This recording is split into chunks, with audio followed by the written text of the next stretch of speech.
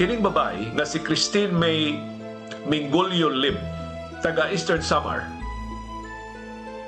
ni-testify atong 2021 nga ang iyang anak nga si Gillian na-diagnose nga dunay dako kayong lungag sa iyang kasing-kasing.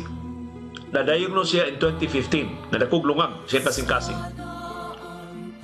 Nangutana ko Dr. Ellie sa kondisyon ani patent ductus arteriosus, hangan ining maong heart ailment. Schedule ang iyang operasyon dinhi sa Subo. So nahadi sila sa Subo. So apang operasyon, nagpasinog sila diya sa Basilica. Na unta magbalang puso ng operasyon, na unta maayo tong iyang kasing-kasing. So pag adto na sa ospital kay adlaw na gid sa operasyon, naghimo og pre-op tests ang mga doktor.